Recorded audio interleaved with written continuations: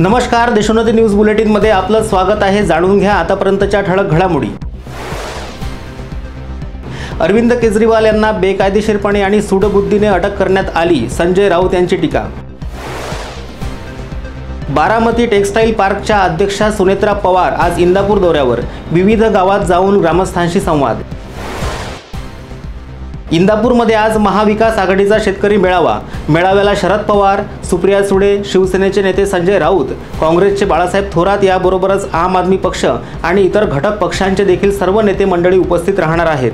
शरद पवार इंदापूरकरांना काय मार्गदर्शन करणार याकडे सर्वांचे लक्ष।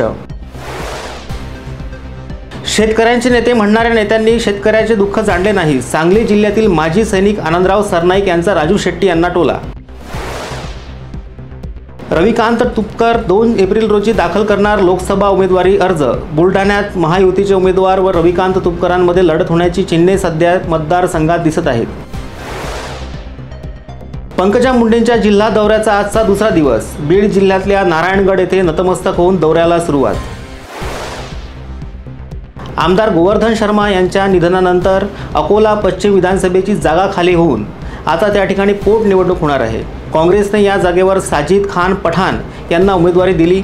यावरून भाजपा आमदार प्रवीण दरेकर यांनी काँग्रेसवर जहरी टीका केली आहे। अकोल्यात झालेल्या दंगलीत साजिद खान पठाण आरोपी आहे।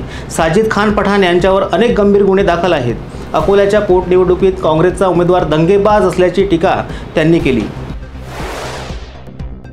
हिंदू संस्कृतीमध्ये महत्त्वाच्या समजल्या जाणाऱ्या सणांपैकी एक होलिकोत्सव अवघ्या 2 दिवसांवर येऊन ठेपला आहे। होळीसाठी लागणाऱ्या विविध साहित्याने बाजारपेठ सजू लागली आहे।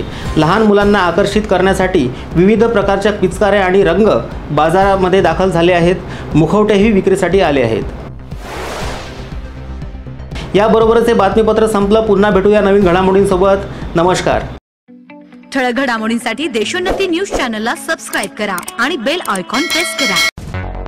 मुंबई, पुणे, नागपूर, मराठवाडा असो का विदर्भ, राजकीय, सामाजिक, शैक्षणिक क्षेत्र असो का क्रीडा, सर्वच घडामोडीचे विश्लेषण पाहायला विसरू नका। फक्त देशोन्नती न्यूजवर।